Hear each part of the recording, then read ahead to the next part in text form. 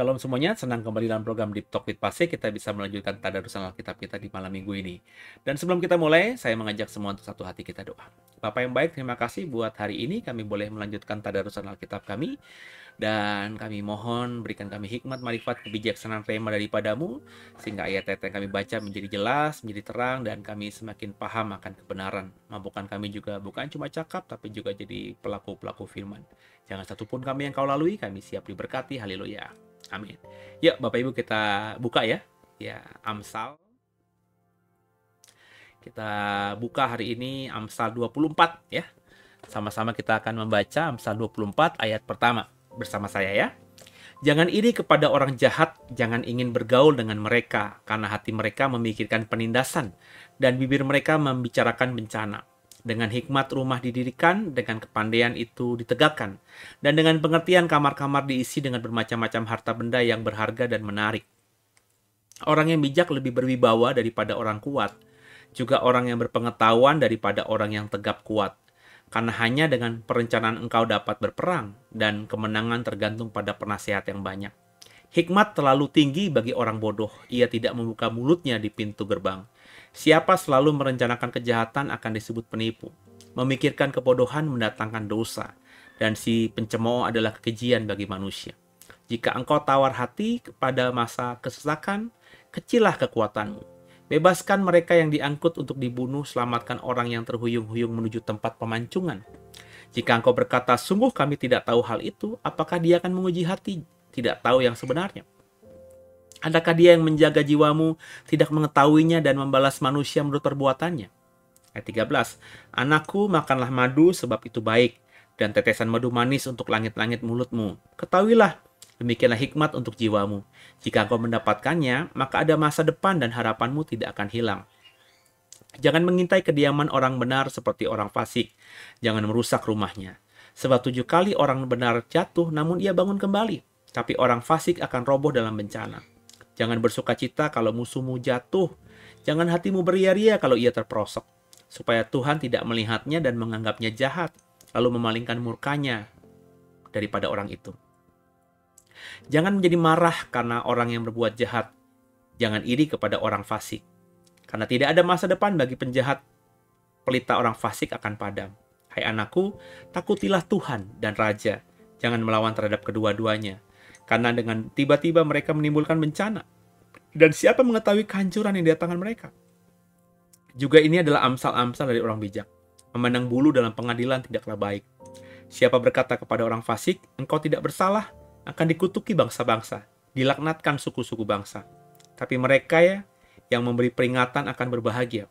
Mereka akan mendapat ganjaran berkat. Siapa memberi jawaban yang tepat, mengecup bibir. Selesaikanlah pekerjaanmu di luar.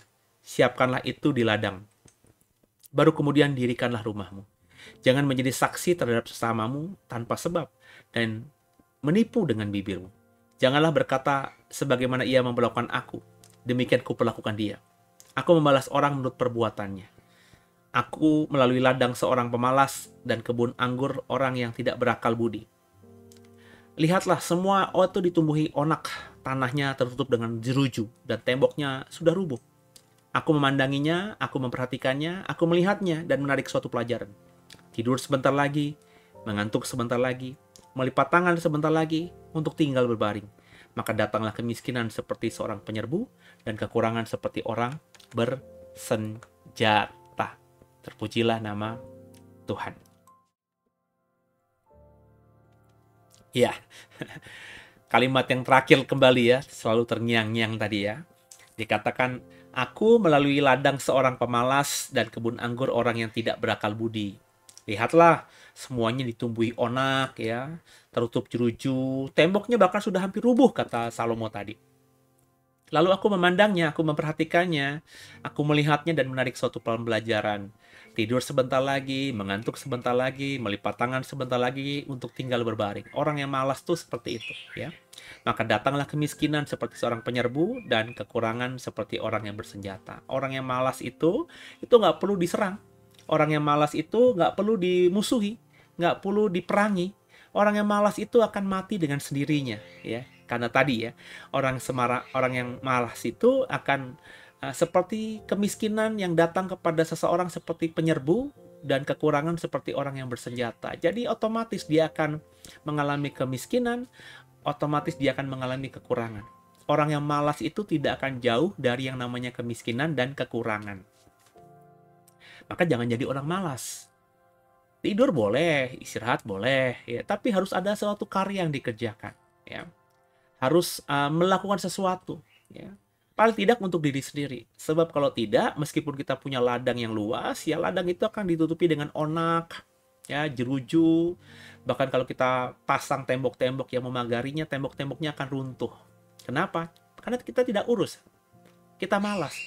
Kita cuma menikmati, oh hartaku melimpah, tapi kita tidak pernah kembangkannya. Kita tidak pernah mengusahakannya. Ya lama-lama akan habis. Dan akhirnya kita akan jadi miskin dan kekurangan. Maka jangan jadi orang malas gitu ya saudara ya. Kemudian juga tadi ada ayat menarik saudara ya, yang kalau kita bisa baca tadi ya. Jangan menjadi marah karena orang berbuat jahat, jangan iri kepada orang fasik gitu ya. Jadi kita nggak perlu iri, kita nggak perlu marah sama orang yang jahat dan orang yang fasik, orang yang berdosa. Ngapain ngiri sama orang jahat, sama ngiri orang yang berdosa? Kalau Bapak Ibu tahu ada temanmu, ada orang yang kau kenal korupsi, dengan korupsinya dia bisa menikmati kemewahan. Dengan tipu sana tipu sini dia bisa hidup bergelimpangan, liburan kemana-mana, ngapain ngiri sama orang yang seperti itu? Ya, bodoh sekali kalau kita iri seperti orang itu. Kenapa? Karena ya tadi ya, itu akan merugikan kita. Ya. Juga diajarkan tadi kita jangan bersuka cita kalau misalnya kita punya musuh dan musuh kita itu jatuh. Musuh kita jadi miskin, musuh kita jadi sakit, musuh kita jadi menderita. Jangan kita tertawa atau bersuka cita melihat musuh kita dijatuh. Ya. Karena apa? Karena siapa tahu Tuhan melihat itu dan akhirnya memalingkan murkanya kepada orang itu dan malah mengarahkan murkanya kepada kita. Menangkap ya Bapak Ibu ya. Jadi itu juga pembelajaran. Saya banyak belajar soal hal ini dan saya mulai praktekkan dalam hidup saya. Saya tidak pernah mentertawakan orang yang jatuh gitu. Ya.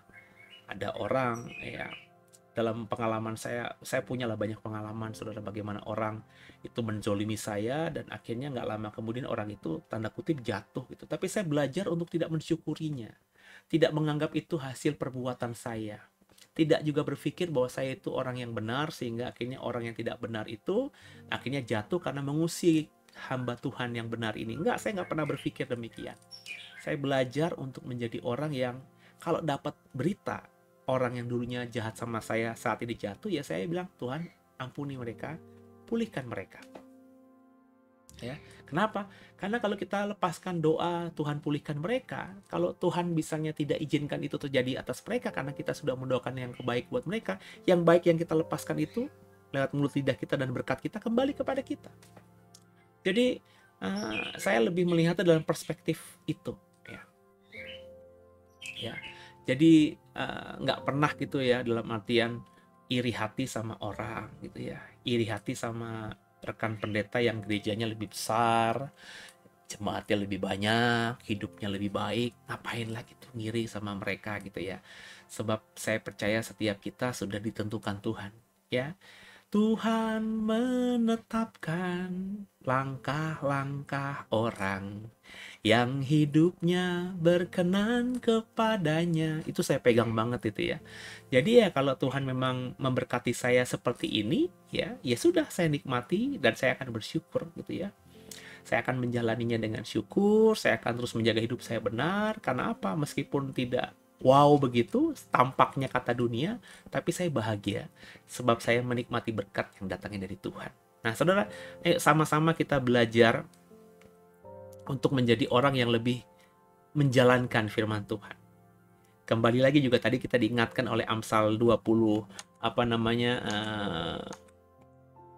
Amsal yang ke-24 ini saudara ya, benar ya 24 ya. Bahwa kita diingatkan bahwa seperti anak menyukai madu, atau madu itu baik buat anak, terus juga tetesan madu itu manis untuk langit-langit mulut ya. Juga yang namanya hikmat itu juga baik untuk jiwa kita. Ya. Kalau kita mendapatkan hikmat, kata tadi Amsal 24 ayat 14 gitu ya, maka ada masa depan, harapan tidak akan hilang. Jadi hikmat itu yang akan menentukan masa depan kita, hikmat itu yang menentukan nanti harapan kita. Kalau nggak punya hikmat, nggak punya masa depan, nggak punya harapan. Maka penting Bapak Ibu berhikmat. Dan saya sekali lagi, berkali-kali sudah saya katakan, saya ulangi lagi, bahwa hikmat itu harus diminta. Ya, kita harus meminta hikmat kepada Tuhan, karena hikmat itu ya punya Tuhan. Tanpa kita minta, hikmat itu tidak diberi. Makanya Salomo menjadi orang berhikmat karena dia meminta hikmat, pengertian daripada Tuhan ketika Tuhan bertanya, apa yang kau kendaki untuk kulakukan untukmu, anakku? Berikan aku roh yang bisa memberi pengertian, itu kata Salomo. Hikmat yang dia minta, maka dia menjadi orang yang berhikmat. Sudahkah Bapak Ibu minta hikmat? Kalau punya hikmat dan sudah memiliki hikmat karena kita sudah memintanya dari Tuhan, maka kita punya masa depan, kita punya harapan. Itu seperti madu yang baik buat anak-anak dan manis di langit-langit mulut kita. Ya. Jadi sama-sama kita belajar untuk menjadi orang yang hidupnya berhikmat sehingga jadi orang hidup yang benar. Tadi ada juga ayat yang mengatakan kalau ada 7 kali orang benar jatuh, maka ia akan bangun kembali. Ya, karena hikmat tadi, orang kalau sudah hidup berhikmat, orang kalau sudah jadi orang benar, dia jatuh, dia akan bangkit. Berapa kali dia jatuh, berapa kali itu juga dia akan bangkit. Tapi kalau orang fasik, kalau dia sudah jatuh, dia akan roboh. Ya, dalam bencana, roboh untuk selamanya. Tidak mudah untuk dia bangkit lagi. Maka jadilah orang yang berhikmat, jadilah orang benar itu. Sebab sekali lagi, hikmat itu akan mendatangkan masa depan. Hikmat itu akan mendatangkan harapan. Jadi kalau kita jatuh, sedangkan kita sudah sampai pada kriteria orang berhikmat, kita masih bisa melihat harapan. Kita masih bisa melihat masa depan. Dan karena kita masih bisa punya harapan dan masih bisa melihat masa depan tadi, meskipun jatuh, kita akan berusaha semaksimal mungkin untuk bangkit. Ya. Tapi kalau orang tidak berhikmat, kalau dia jatuh ya roboh. Kenapa? Karena orang tidak berhikmat, orang fasik, itu tidak punya masa depan, tidak bisa melihat harapan. Ya, seperti berkali-kali saya bilang cerita Hagar itu, sebelum dia akhirnya melihat Tuhan, ROI, ya, dia orang yang tidak berhikmat, ya, dia hanya orang yang fasik.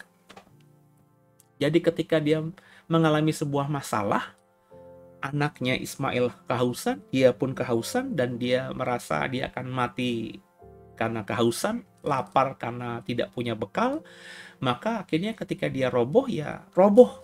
Kalau Tuhan tidak menjumpainya, yakin saya, Hagar itu mati dan juga Ismail itu mati. Ya.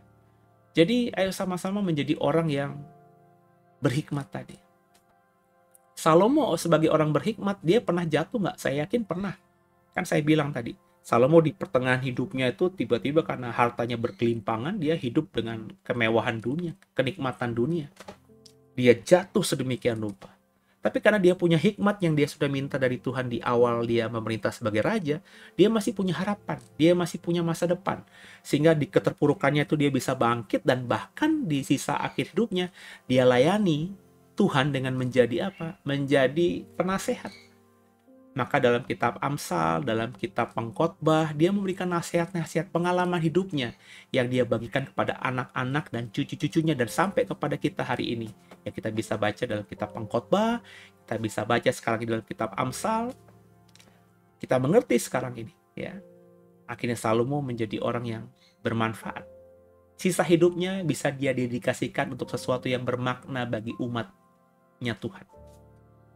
Kenapa? Karena dia punya hikmat. Kalau orang nggak punya hikmat, ketika jatuh ya sudah seperti kiamat. Maka Bapak Ibu nggak heran ya, melihat banyak orang yang jatuh, ya seperti udah jatuh tertimpa tangga dan juga kejepit pintu.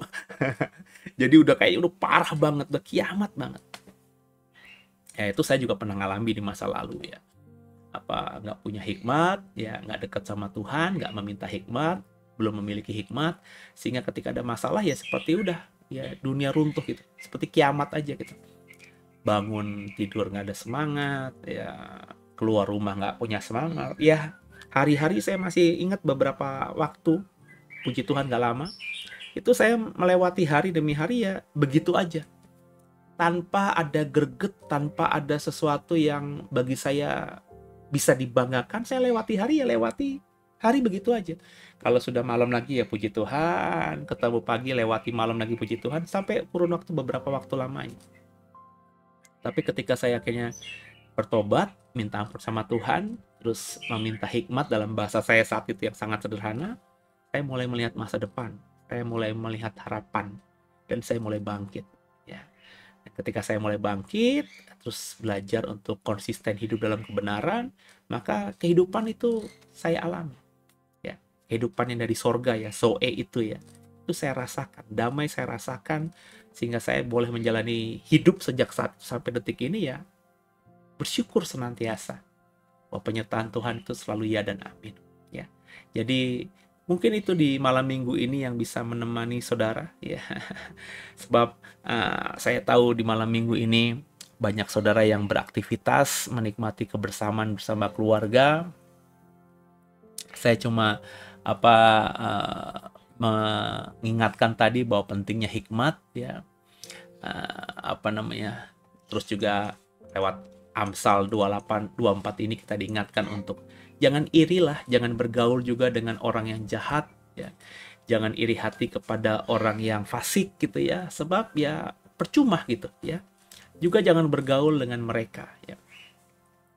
Jadi belajarlah jadi orang yang bijak supaya kita berwibawa dan menjadi orang yang kuat ya. Juga orang yang teguh dalam yang kita imani dan kita percayai. Jadi sama-sama kita fokus pada hikmat. Mungkin oleh banyak orang lain hikmat itu tidak dianggap penting. Yang dianggap penting itu ilmu pengetahuan, relasi, dan lain sebagainya. Tapi hikmat itu yang penting. Kalau kita punya relasi banyak yang punya hikmat, kita pasti akan salah dalam memilih pertemanan.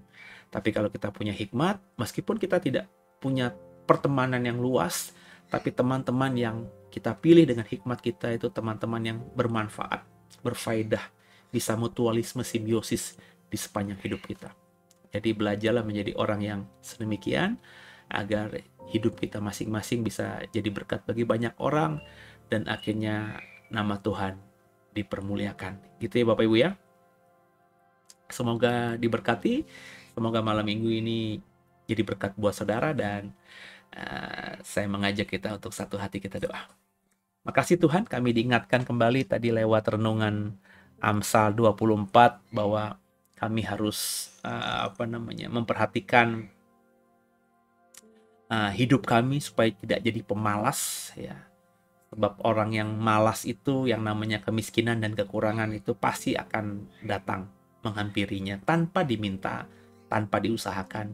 Pasti kemiskinan dan kekurangan akan dialami orang yang malas. Mampukan kami juga untuk terus menjadi orang yang bisa kembali memilih pertemanan sehingga kami tidak berteman dengan orang-orang yang fasik, orang-orang yang bebal, orang-orang yang berdosa. Mampukan kami juga tidak iri kepada orang fasik, tidak iri pada orang yang berbuat jahat ya. Sebab kami percaya kalau kami fokus pada diri kami sendiri, tidak iri pada hal-hal yang jahat, maka kalau kami berhasil, keberhasilan itu datang dari Tuhan dan bisa kami nikmati luar biasa. Maka Roh Kudus tolong kami, terutama hamba-hambamu yang bersama hamba di 15-an menit ini bertadarusan di malam minggu ini, agar kami semua menjadi orang-orang yang lebih berhikmat, orang yang sadar meminta hikmat dari Tuhan, sehingga hikmat itu akan membuat kami menjadi manusia-manusia yang lebih baik lagi ke depannya. Tolong kami Roh Kudus, mampukan kami, bukan cuma cakap jadi pendengar saja, tapi juga cakap jadi pelaku firman. Ampuni segala dosa kami. Yesus Kristus adalah Tuhan Juru Selamat kami yang hidup, dan ke dalam tangan-Mu lah kami serahkan tubuh, jiwa, dan roh kami. Haleluya. Amin. Terpujilah nama Tuhan.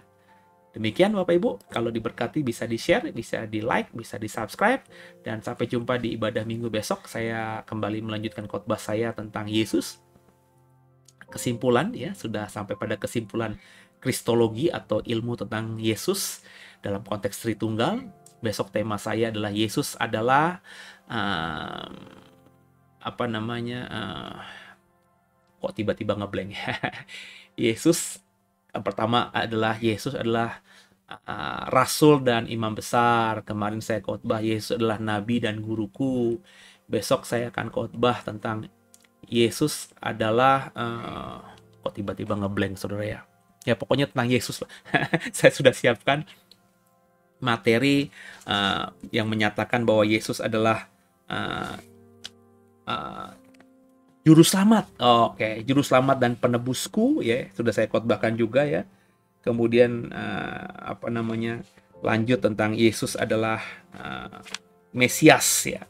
Jadi saya akan terus mengajar dalam beberapa seri terakhir soal kristologi, dan kalau yang jam 7 malam saya khotbah tentang perkataan Yesus ya. Jadi saya ingin mengajak kita untuk belajar perkataan dan pengajaran Yesus itu seperti apa. Semoga jadi berkat dan terus bertumbuh bersama kami, JKIDW, bertumbuh dalam kebenaran yang sejati. Sampai jumpa dan God bless you. Terus dukung doa supaya program ini jadi berkat ya. Sampai jumpa.